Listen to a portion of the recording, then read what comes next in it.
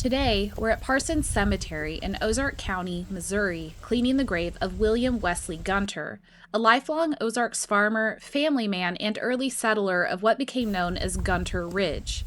His story connects multiple old Ozark families, cousin marriages common to the era, and even a mysterious lightning-related tragedy in his household records. Let's take a look at his life, his family, and the history tied to this resting place. William Wesley Gunter was born on October 5, 1878, in Ozark County, Missouri. He was the oldest of 9 children, born to William or Bud Gunter and Minerva Collins Gunter. At the time of his birth, his father was 20 years old and his mother was 18. William first appears in the 1880 census at 1 year old, living with his parents in Richland Township, where they had recently established their farm and begun raising their family. Throughout William's childhood, the family remained in Richland Township, farming for their livelihood. In 1915, the Gunter family experienced a tragic and unusual loss. On July 12, 1915, William's infant brother, Mark Edgar Gunter, passed away at just 1 day old. His death certificate lists the suspected cause as shock from lightning. While no additional newspaper coverage or reports have surfaced about the incident, lightning-related deaths inside homes were not unheard of during this time period.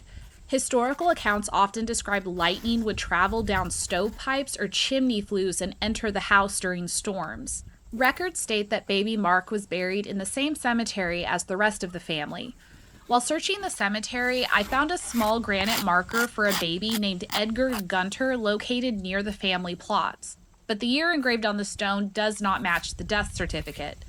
Situations like this are fairly common in older cemeteries, where original field stones or deteriorated markers are later replaced with modern granite stones. If the original inscription had become unreadable, the replacement may have been based on family memory rather than official records. Because Mark's middle name is believed to have been Edgar and the grave sits near the rest of the Gunter family, it very likely marks the burial place of baby Mark Edgar Gunter, despite the incorrect year. A small grave with an interesting story. On September 30th, 1898, at the age of 19, William married 18-year-old Nancy Minerva Collins. Like several couples I've covered from this area and time period, William and Nancy shared the same maiden surname through family lines. William's mother, Minerva, was the daughter of William or Big Bill Collins, while Nancy's father was Bartholomew or Tall Collins. Big Bill Collins was Tall's uncle.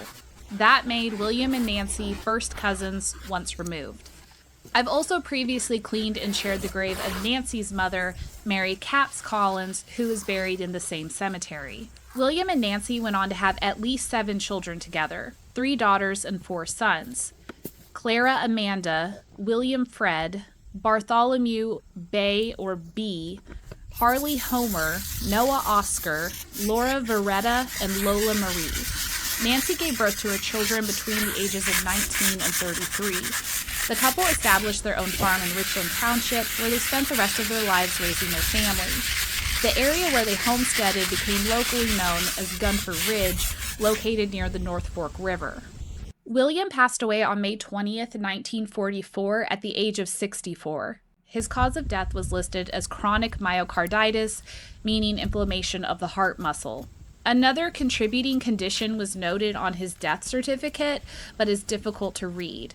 I couldn't read what this said. If you guys have any guesses, leave it in the comments. William was buried in Parsons Cemetery in Ozark County, Missouri.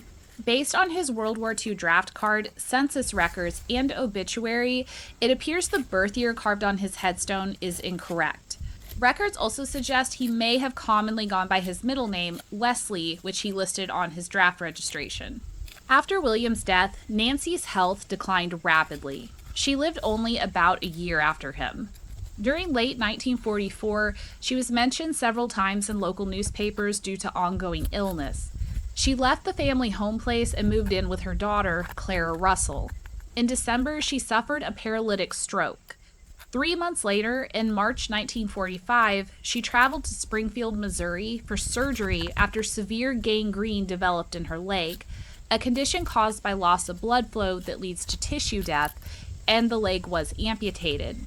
In a strange and somber coincidence, her physician, Dr. Charles Beach, accompanied her to Springfield to perform the operation. According to the newspaper, after administering the anesthetic and completing the surgery, Dr. Beach returned to his nearby hotel room, where he soon suffered a stroke himself.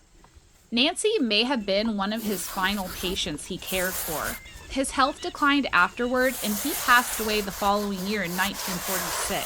Following her surgery, Nancy returned to Dora, Missouri, but less than a month later, her obituary was published. She passed away on March 28, 1945, at the age of 64, and she was buried beside William in Parsons Cemetery. As with her husband, records suggest the birth year engraved on her stone may be incorrect, with census and obituary information pointing closer to 1880. Both William and Nancy's headstones bear the epitaph, "In the Lord I put my trust." According to my family tree research, both of them are related to my husband. Each are listed as his third cousin 4 times removed. Thank you for joining me in remembering William and Nancy and helping preserve their history. Rest in peace.